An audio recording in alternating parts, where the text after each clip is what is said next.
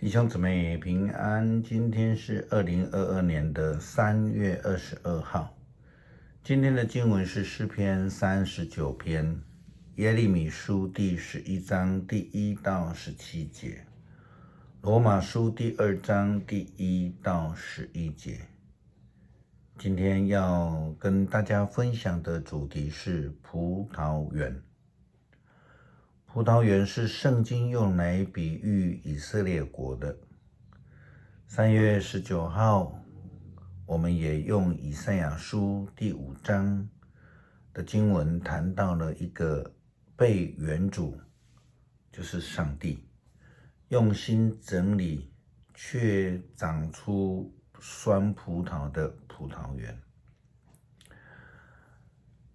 后来园主就打算废掉那个葡萄园，拆掉围篱，让野兽进来吃掉酸葡萄，并且蹂躏这一块园地。这个比喻是指着选民以色列人，他们违背了上帝，终将要受到惩罚，被外邦给吞灭。那围墙呢，指的是上帝的保守。那野兽代表着邻近的强国，他们来打败并且吞灭，或者是说以色列人将要被掳。今天在以西结书的经文里面，则有不同的角度来看葡萄园，来做个例子。经文里面提到了老鹰与葡萄园。今天的经文当中有2只老鹰，分别代表了以色列的2个邻近的强国。一只老鹰指的是埃及，另外一只呢，则是指的是巴比伦。鹰或是老鹰在概念上时常出现在西方国家的旗帜，当成一个国家的标志。大鹰呢，代表着帝王或是皇帝，如同在2次世界大战的时候德国的旗帜。今天的经文指的是巴比伦的尼布甲尼撒王，他进攻耶路撒冷，把以色列的约雅斤王掳到了巴比伦。他将西底家呢放在巴勒斯坦的王位上，我们说傀儡啊。这是记载在列王记下卷24章15到17节的经文。但是西底家他本身并不喜欢巴比伦，他对巴比伦不满，于是他就计划要求助于埃及，就是另外一只鹰。那代表是说他想要用自己的方法，但是上帝并不喜欢以色列这样的作为。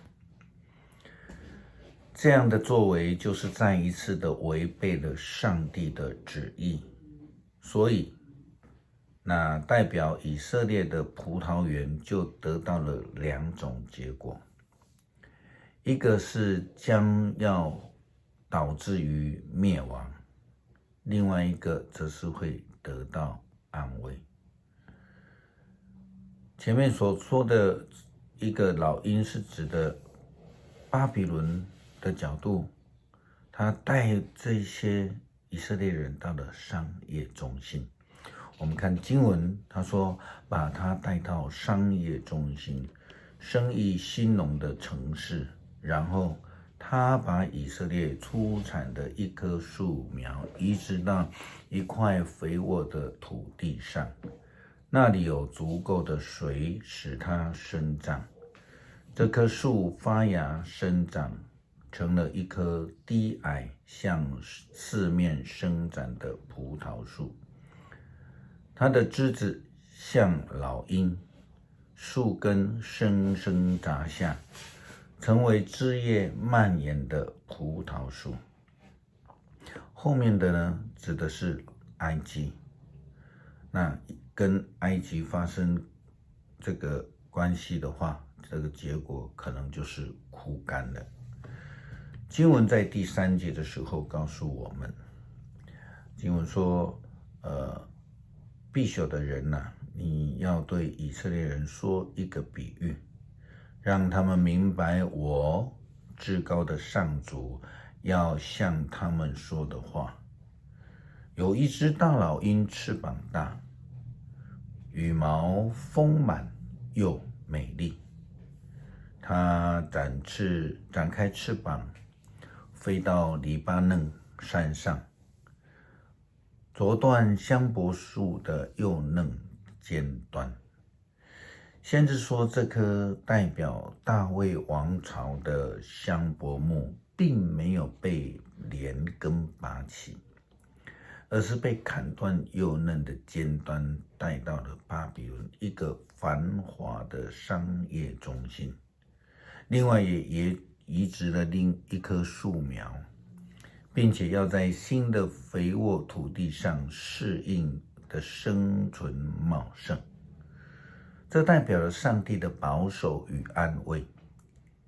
然而相同的，只要离开上帝的旨意，自己去寻找的帮助就是自投罗网，无法得到真正的保守。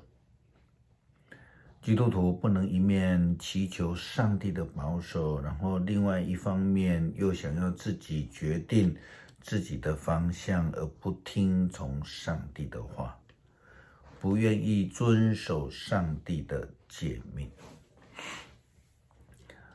新约的经文，保罗提到的律法，犹太人有上帝的律法，因此他们很明白有一个可以依循的是非公义的标准。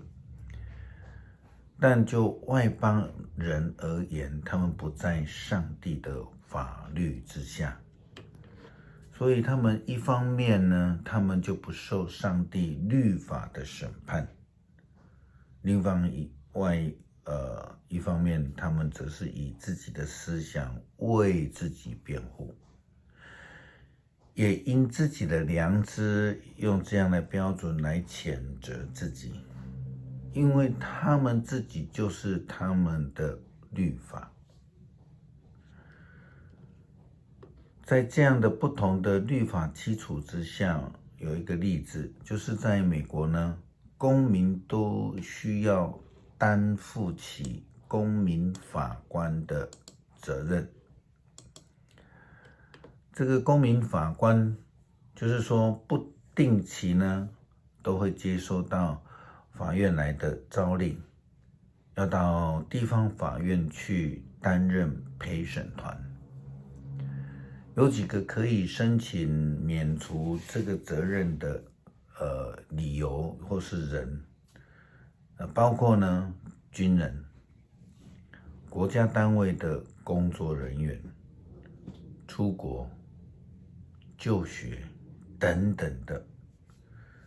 另外还有一个可能性，就是所谓的神职人员，或是我们所了解的牧师。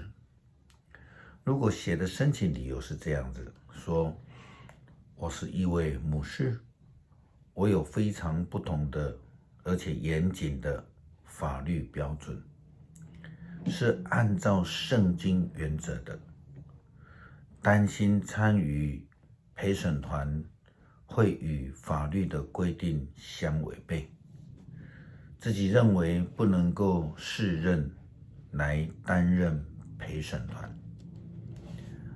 通常这样的理由申诉都会被接纳，而免除了陪审团之责任。也就是说，事实上连法院都认定基督徒的标准当然是按照圣经，并且不会跟一般法律是一样的。然而，以色列人在被掳时期却没有按照上帝的律法来处理栽种属于上帝的葡萄园，想要以自己的方法求得帮助，所以生产出来就是酸葡萄。这个概念也正是以西结书17章所要告诉我们的提醒。诗篇39篇，我说过，我要谨慎我的言行，不让我的舌头犯罪。作恶的人在我面前时，我要闭口不言。我静默，我不发一语，我好话也不出口。但是我的痛苦更加剧烈，我心里充满焦虑。我越沉思，越觉不安。禁不住发问，上主啊，我的寿命多长？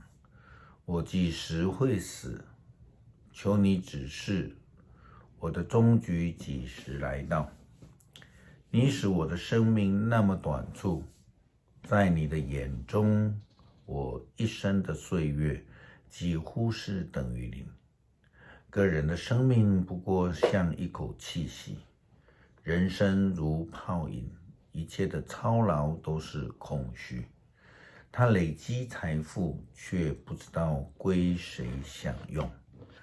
主啊，我还能盼望什么呢？我只有倚靠你，仰望你，求你救我脱离一切过犯，不容许愚蠢人嘲笑我。我要缄默不发一语，因为你是我这样受苦。求你不再责罚我，你的责打已经使我奄奄一息。你用责备来惩罚人的罪，像蛀虫侵蚀他所喜爱的一切。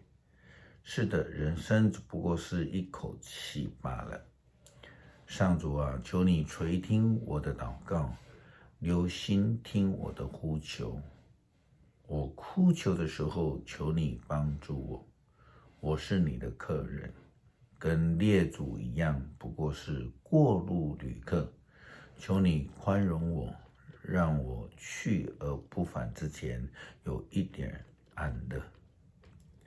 我们是软弱的，也容易只看见自己。恳求主帮助我们学习听见你的声音，愿意跟随你的脚踪，全心倚靠，心无惧怕。祷告是奉主耶稣基督的名求，阿们。